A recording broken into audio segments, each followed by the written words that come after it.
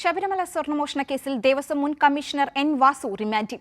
ശബരിമലയിലെ കട്ടിളപ്പാളയിൽ നിന്ന് സ്വർണം മോഷണം പോയ കേസിലാണ് എൻ വാസുവിനെ പത്തനംതിട്ട കോടതി റിമാൻഡ് ചെയ്തത്. കേസിൽ മൂന്നാം പ്രതിയാണ് എൻ വാസു. വാസുവിനെ കൊട്ടാരക്കര സബ് ജയിലിലേക്ക് മാറ്റി. പ്രത്യേക അന്വേഷണ സംഘം പത്തനംതിട്ട കോടതിയിൽ കസ്റ്റഡി അപേക്ഷ നൽകിയില്ല. തുടർന്ന് എൻ വാസുവിന് ജാമ്യം നിഷേധിച്ച കോടതി റിമാൻഡിൽ വിടുകയായിരുന്നു. കൊട്ടാരക്കര സബ് ജയിലിലേക്കാണ് മുൻ ദേവസ്വം കമ്മീഷണറെ മാറ്റിയത്.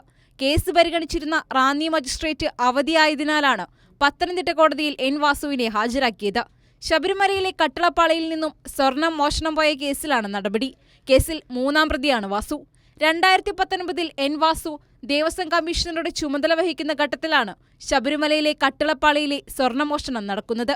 ശബരിമല സന്നിധാനത്തെ സ്വർണം പൊതിഞ്ഞ കട്ടിളപ്പാളി സ്പോൺസർ ഉണ്ണികൃഷ്ണൻ പോറ്റിക്ക് കൈമാറിയതുമായി ബന്ധപ്പെട്ട സംഭവത്തിൽ എൻ വാസുവിന് വീഴ്ച പറ്റിയെന്നാണ് പ്രത്യേക അന്വേഷണ സംഘത്തിന്റെ കണ്ടെത്തൽ.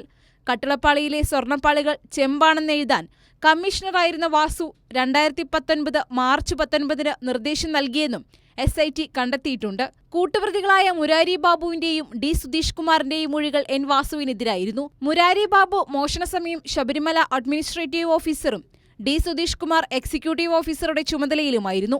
ദേവസ്വം കമ്മീഷണർ സ്ഥാനത്ത് നിന്ന് വിരമിച്ചതിനു ശേഷം എൻ വാസു ബോർഡ് പ്രസിഡന്റായും ചുമതല വഹിച്ചിരുന്നു.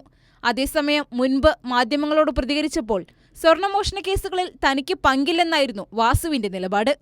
കൈരളി ന്യൂസ്, പത്തനംതിട്ട.